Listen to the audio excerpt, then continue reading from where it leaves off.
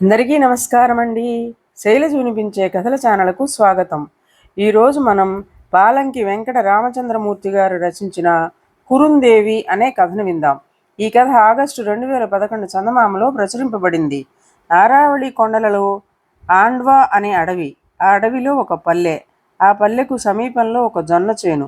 ఆ చేనులో మంచపైన కూర్చుని ఉన్న ఒక 18 ఏళ్ల బాలకుమార్తె పిట్టలను తోలుతూ ఉంది. కేకలు వేసుకుంటూ పరిగెత్తి వస్తున్న మనుష్యుల కోలాహలం వినిపించింది. ఏమిటి చెప్పమా అనుకుంటూ ఆమె మంచపై నిలబడి చూసింది. ఆమె చూస్తూ ఉండగానే పెద్ద అడవి పంది ఒకటి ప్రాణభీతితో పరిగెత్తుకొచ్చి గుబురుగా ఉన్న ఆ జొన్న చేలో దూరి దాక్కున్నది.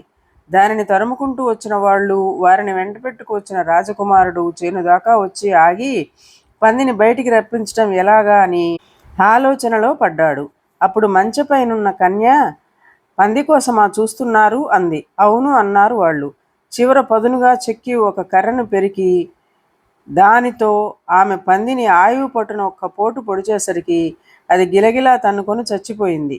అప్పుడు ఆమె దాని తోక పట్టుకుని బరబరా చేలో నుంచి ఈడ్చి తెచ్చి రాజకుమారుని ముందు పడేసింది. వేటలో తాము చంపదలుచుకున్న మృగాన్ని మరెవరైనా పొడిస్తే రాజకుమారులకు కోపం రావటం, అలాగ పొడిచిన వాళ్ల ప్రాణాలు సైతం తీయించి వేయడం మామూలు. కానీ ఆ రాజకుమారునికి మాత్రం ఆ కన్యపైన అలాంటి కోపమేమీ రాలేదు.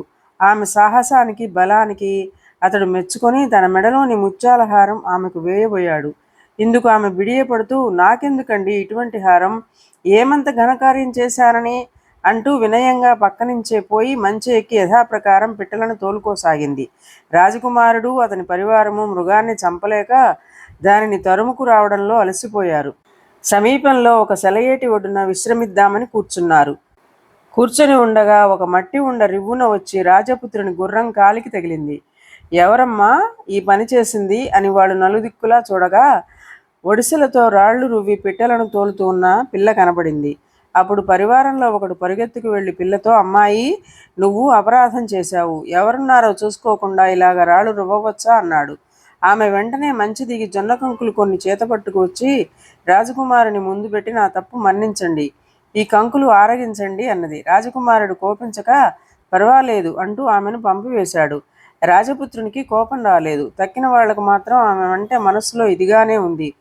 మకాముకు పోదామని రాజపుత్రుడు లేచాడు. తీరా పరివారంతో గుర్రాలెక్కి బయలుదేరేసరికి ఆ కన్య నెత్తిపైన ఒక పాలకుండతోనూ రెండు వైపులా 2 మేకపిల్లలతోనూ వస్తూ వారికి ఎదురైంది. రాజపుత్రుని పరివారంలో ఒకనికి ఆమెను బెదిరించాలన్న కొంటె బుద్ధి పుట్టింది. కళ్ళెం వదులు చేసి రికాబులతో గుర్రం పక్కల నొక్కి వాడు దానిని ఆ కన్య మీదకు దుమికించాడు. ఆమె కంగారు పడి పక్కకి తప్పుకోబోతుందని, అప్పుడు ఆమె పాలకుండ కిందపడి బద్దలైతే తమాషా చూసి అందరూ నవ్వుతారని వాడు ఆ పని చేశాడు. కానీ ఆ బాలిక చాలా తెలివైంది. వాడి టక్కరితనాన్ని ఇట్టే గ్రహించింది. తొణుకు బెణుకు లేకుండా గుర్రానికి అడ్డంగా తన మేకపిల్లలో ఒకదాన్ని చల్లగా వదిలింది.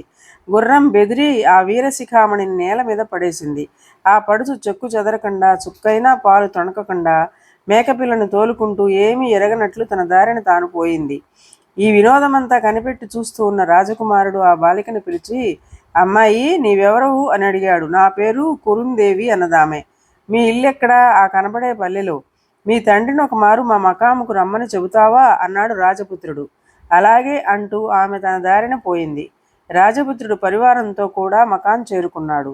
మరునాడు రాజకుమారుని మకాముకు ఒక వృద్ధుడు వచ్చి, ఏమయ్యా, మా పిల్లతో చెప్పి నాకు కబురు చేసింది నీవేనా అన్నాడు. అవును, కురుందేవి తండ్రి మీరేనా అన్నాడు రాజకుమారుడు. ఆ వృద్ధిని బట్టలు మాసిపోయి చిరుకులతో ఉన్నాయి. వాటిని బట్టి అతడు చాలా పేదవాడని వెల్లడైంది.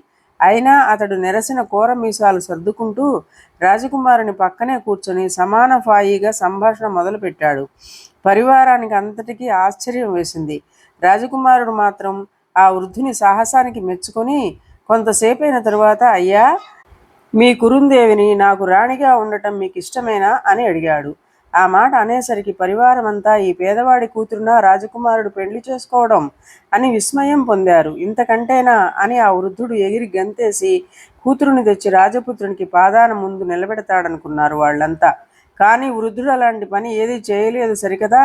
ఏ మాట చెప్పక అలా ఊరుకున్నాడు. రాజకుమారుడు చిరునవ్వుతో, నేను మీవారి రాణివారి కుమారుణ్ణి. యువ రాణా హరసింగుని అన్నాడు. అందుకు వృద్ధుడు తెలుసు, అందుకే నేను సందేహిస్తున్నాను అన్నాడు. ఆశ్చర్యంతో యువరాణా ఎందుకు సందేహం అన్నాడు. ఆ ప్రశ్నకు వృద్ధుడు మాకు గల ధనమల్లా శౌర్యం పౌరుషమును ఇంతకు మించి మరేమీ లేదు అన్నాడు. నేను కోరింది ఆమెలోని శౌర్యధనం చూసే అన్నాడు యువరాణా.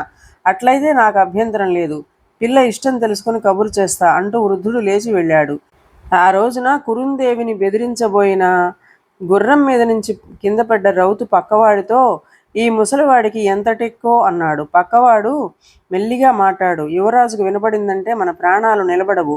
ఆయన రాణా వారితో వియ్యమందబోతున్నాడు, ఏమనుకున్నావు అని మందలించాడు. వాడన్నట్టే కురుందేవికి హరసింగుకి అతి వైభవంగా వివాహమైంది. ఆ దంపతులకు పుట్టినవాడే శత్రు భయంకరుడనిపించుకున్న రాణా అమర్సింగు. ఇదండి కథ. ఈ కథ మీకు నచ్చినట్లయితే లైక్ చేయండి, షేర్ చేయండి, కామెంట్ చేయండి, సబ్స్క్రైబ్ చేసుకొని నన్ను ఎంకరేజ్ చేయండి. నమస్కారం అండి.